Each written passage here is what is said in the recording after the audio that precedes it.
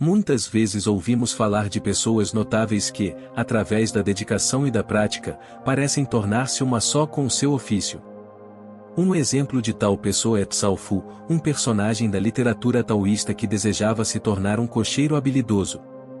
Então, ele aproveitou a oportunidade para ser aprendiz de um especialista amplamente conhecido por seu domínio excepcional. Os anos se passaram e Tsao Fu serviu seu mestre sem receber qualquer instrução ou lição, ele apenas trabalhava e seguia comandos. Mas, em vez de ficar desanimado, ele demonstrou comprometimento, convencendo o cocheiro de que era digno de seus ensinamentos. Um dia, o mestre finalmente lhe ofereceu uma lição. Mas não era o que Tsao Fu esperava. Em vez de pular direto para a quadriga, o mestre colocou alguns postes de madeira no chão e fez Tsao Fu pular de um poste para outro repetidamente. Depois de muita prática, ele conseguia deslizar sem esforço pelos postes de madeira. E assim, o mestre revelou a essência da prática, e não se tratava apenas de força ou habilidade, mas de união entre intenção e ação. Com as rédeas, as mãos, o corpo e a mente em harmonia, a carruagem parecia uma extensão do próprio Tsao Fu. A ação foi fácil, pois ele se encontrou em um estado de fluxo. O mestre declarou: quando sua mente está clara e seu corpo relaxado, você pode controlar 6 rédeas sem confusão, e 24 cascos pisarão onde você quiser. Então as rodas da sua carruagem se moverão para frente e para trás, e girarão para a esquerda e para a direita com precisão e controle. Você pode dirigir em estradas de montanha com a mesma facilidade que faria nas planícies. Sua direção não será diferente se seus cavalos estiverem perto da beira de um penhasco ou correndo em pastagens planas. Isso é tudo o que tenho para ensinar, então lembre-se bem. Fim da citação. O estado de fluxo, ou o estar na zona, é uma coisa misteriosa. É um estado ideal de desempenho, uma ideia da qual nossas mentes gostam, mas, ironicamente, não são capazes de criar à vontade. Não podemos entrar no estado de fluxo. Pelo contrário, quanto mais você forçar, menor será a probabilidade de conseguir. E quanto mais frustrado você fica por não conseguir, mais ele fica fora de alcance, até que você cansa de tentar e desiste completamente e se concentra em outra coisa. Mas justamente nesses momentos parece um peixe se aproximando do anzol do pescador, logo após ele desistir de tentar. O estado de fluxo é inacessível, mas não fora de alcance. Você não consegue entender. Isso te agarra. Mas só se você permitir. Tenho dedicado algumas palavras ao estado de fluxo neste canal, principalmente do ponto de vista filosófico taoísta, incluindo um conceito chamado Wu-Wei, que se traduz como ação sem esforço. Com este vídeo, quero revisitar o estado de fluxo, mas desta vez, concentro-me na dimensão psicológica. O que acontece em nosso cérebro quando estamos no estado de fluxo? O que a pesquisa acadêmica diz sobre isso? Por que é tão evasivo? E, talvez o mais interessante, o que podemos fazer para alcançá-lo? Este vídeo explora a psicologia do fluxo. A propósito, se você gosta de ler, dê uma olhada em minhas 2 antologias, onde o pensamento antigo encontra as reflexões de uma mente moderna. Vamos começar com uma história pessoal. Pelo que me lembro, tenho pensado demais e analisador demais. Passei uma parte significativa da minha vida analisando, sonhando acordado, contemplando o passado e o futuro, sem prestar atenção ao momento presente. Agora, só recentemente aprendi a dirigir um carro, o que provavelmente foi uma das coisas mais desafiadoras que já tive que aprender.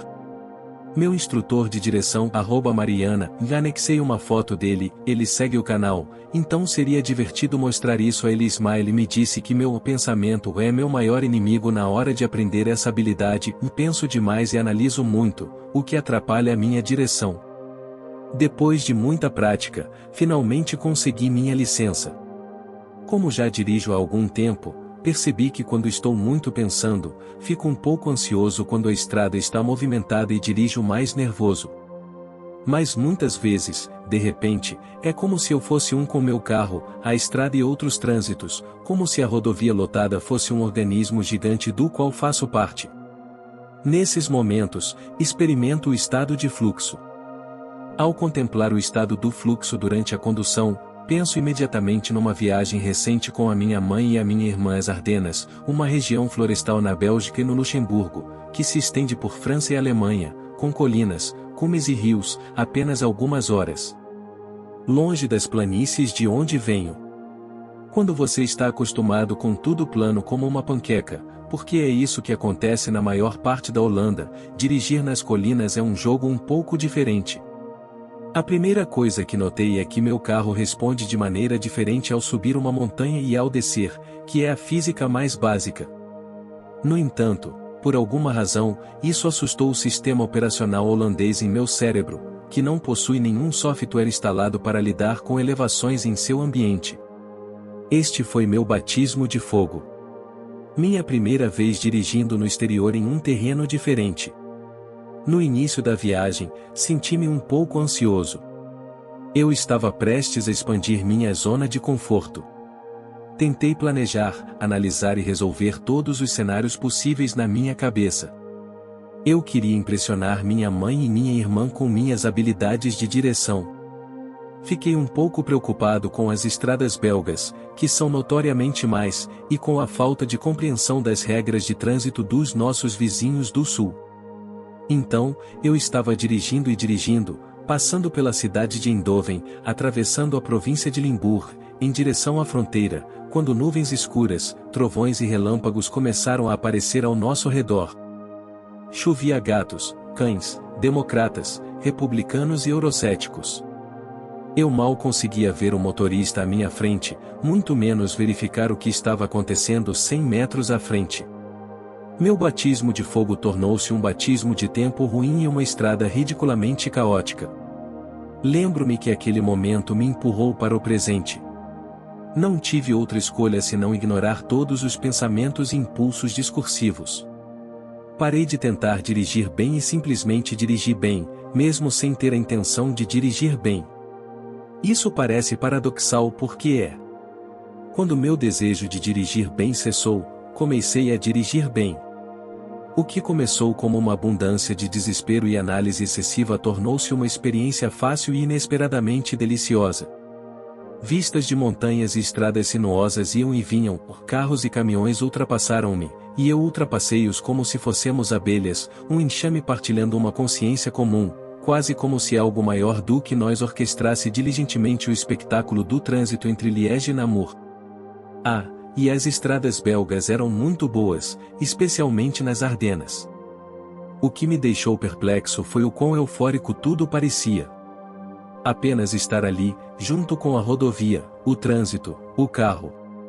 E quanto mais eu caía nesse estado, mais aquela ansiedade se tornava algo estranho, algo distante, incapaz de me tocar. Olhando para trás, para a minha experiência, não pude acreditar que tudo correu tão bem. Foi estranho, considerando o quão perigoso é dirigir, sentir-se tão confortável ao volante quanto sentado no sofá assistindo Netflix enquanto prestava atenção contínua ao altamente imprevisível e em rápida mudança. Mas qualquer tentativa de analisar e resolver o que constituía a minha condução sem esforço e como o fiz não gerou quaisquer respostas satisfatórias.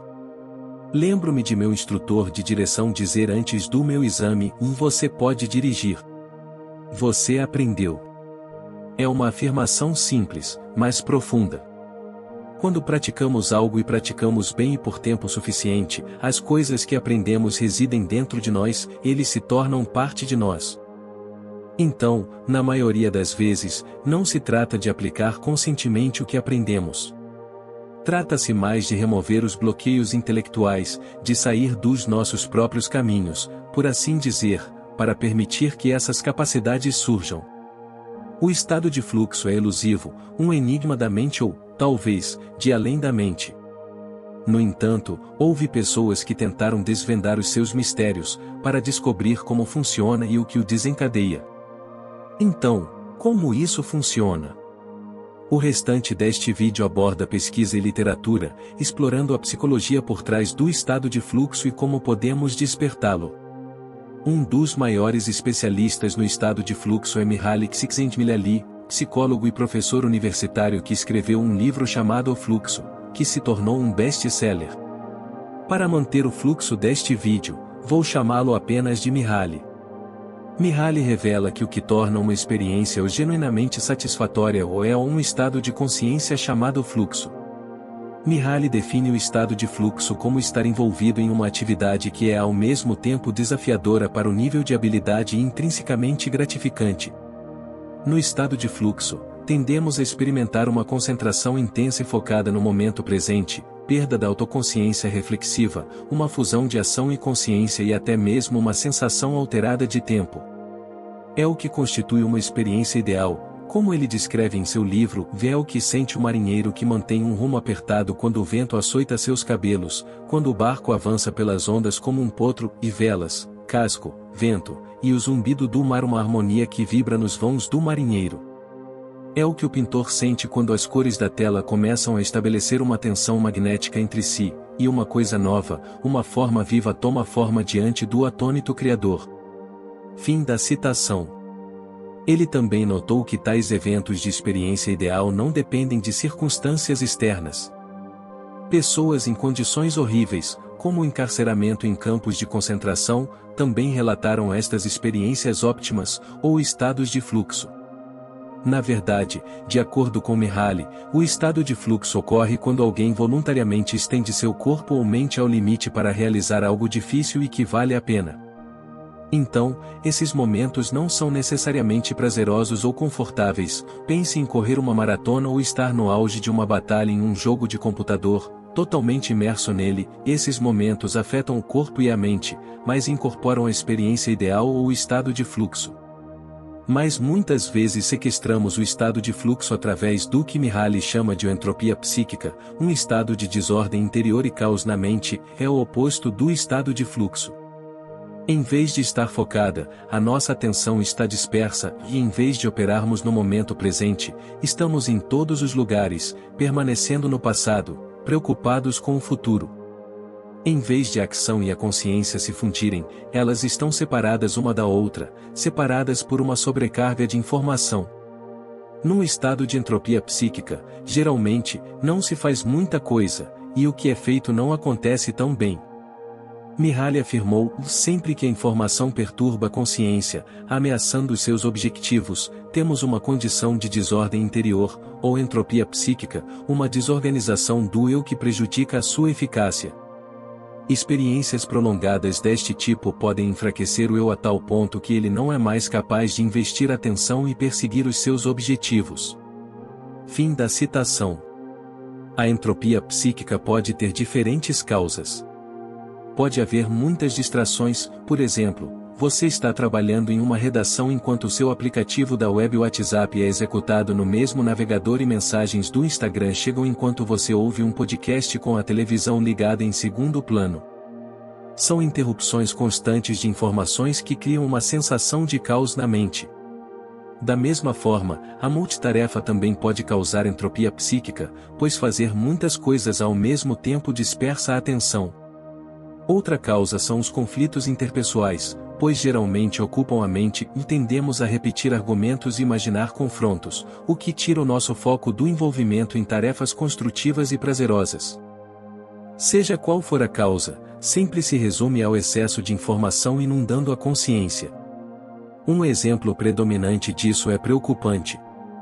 Quando nos preocupamos, tentamos impor ordem ao caos e ao desconhecido. Os momentos antes de eu dirigir para as Ardenas, preocupado com o terreno desconhecido, as regras de trânsito belgas, impressionando minha mãe e minha irmã, e as condições climáticas causaram minha entropia psíquica. Essencialmente, eu só tinha uma tarefa de dirigir do ponto A ao ponto B. Mais uma sobrecarga de informações transbordando em minha mente interferia nessa tarefa, causando ansiedade e atenção dispersa.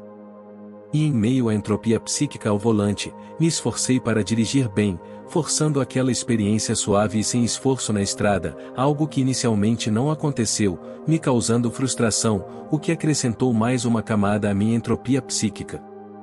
Toda esta tentativa de conduzir o melhor possível através da análise levou ironicamente à paralisia. Eu estava no meu próprio caminho. A ação estava acontecendo na estrada. Minha consciência estava acontecendo em meus pensamentos. Algo precisava acontecer, algum tipo de despertar repentino, algum tipo de tapa proverbial com uma vara, tirando-me da cabeça e colocando-me no meio da ação. O desafio satisfatório de conduzir meu carro em meio à tempestade e às estradas belgas desconhecidas fez isso muito bem. O problema com o estado de fluxo é que é impossível forçá-lo, você não pode entrar em um estado de fluxo usando esforço. É como se quanto mais tentamos estar num estado de fluxo, menor é a probabilidade de entrarmos nele. E que somente quando pararmos de tentar conceituar o estado de fluxo, usando o intelecto para alcançá-lo, ele poderá nos pegar de surpresa, mesmo sem percebermos.